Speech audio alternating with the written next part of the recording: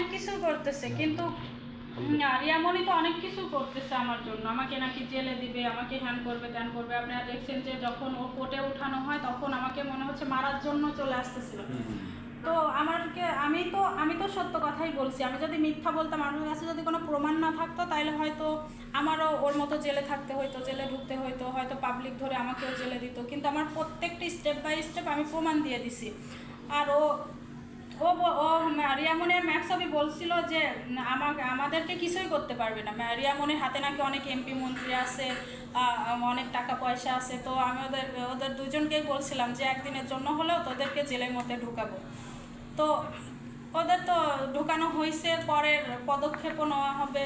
আর ম্যাক্সবের বিরুদ্ধে তো একদম 12 বছরের জেল হবে, এটা নিশ্চিত। এটা কি আপনার মামলা? শুধু শুধু আমার মামলা না, আমি বললাম না, এর আগে বলছিলাম না যে আরও 4টা মেয়ে আছে। ওই 4টা মেয়ে ওর নামে মামলা করছে। তো ওর নামে 4টা মেয়ে ধর্ষণ মামলা করছে। আর হচ্ছে ওদেরকে নাকি বলা হয়েছে, ম্যাক্সবি নাকি ফোন করে বলা হয়েছে যে আমার নামে কোনো মামলা করলে তোদের বাইরে বের হতে পারবে না, অ্যাসিড মারবো। তো এই বিষয় সব বিষয় নিয়ে ওই মেয়েগুলো মামলা করছে। তো ওর বিচার হবে। আচ্ছা, এই 4টা মেয়ে আপনি তো হাতিঝিল থানায় মনে হয় মামলা করেছেন, এবং ওই 4টা মেয়ে কোন কোন এলাকায় মামলা করেছে, কোন কোন থানার থেকে ওর বিরুদ্ধে পদক্ষেপ নিতে পারে?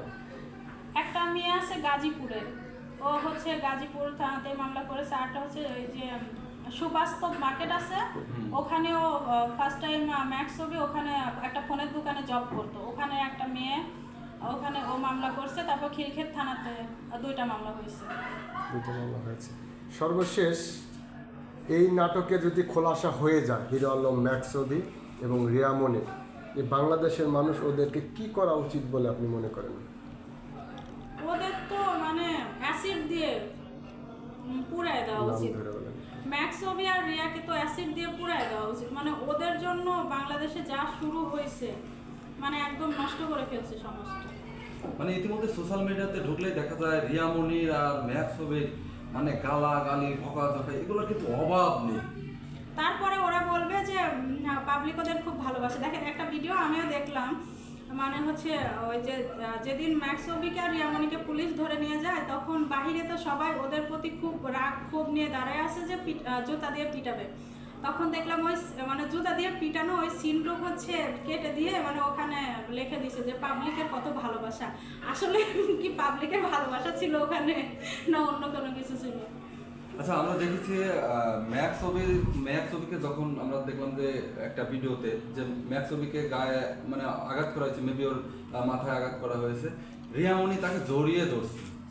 এবং আসলে এই যে তার প্রতি একটা ভালোবাসা, হিরো আলমের ওয়াইফ রিয়ামণি ম্যাক্সবিকে যে জড়িয়ে ধরলেন সবার সামনে, এই বিষয়টা আসলে কিভাবে দেখেন? না, ওরা তো ভাবে যে পাবলিক বোকা, দেশের পাবলিক বোকা, কিছুই বোঝে না। মানে আপনারা তো সবাই দেখছে বাংলাদেশে, তো বাহিরে মানে পাবলিক তো সবাই দেখছে যে ও কিভাবে ওকে যা জড়ায় ধরলো। তারপরে হচ্ছে সংবাদ সম্মেলনে মানে এমন অবস্থা যে অভি রিয়ার গায়ের উপরে উঠে যাচ্ছে। তারপরে বলতেছে ওদের মধ্যে কোনো খারাপ সম্পর্ক নাই, ওরা দুজন শুধু কাজের সম্পর্ক। আসলেই কি তাই? মানুষের কেমিস্ট্রি দেখলেও তো বোঝা যায় যে কার সঙ্গে কেমন সম্পর্ক। এবং কোর্ট কাছারিতেও আমরা দেখেছি যে তারা দুজন, পুলিশ তাদেরকে নিয়ে যাচ্ছে প্রটোকল দিয়ে, তারা দুজন দিব্যি হাসাহাসি করছে। আমরা দেখি থানায় বা পুলিশ যদি কাউকে গ্রেপ্তার করে তার মন মানসিকতা একদম মানে ছোট্ট হয়ে যায়, অথচ তারা যে দিব্যি হাসাহাসি করছে, এটা আসলে কিভাবে দেখে? মানে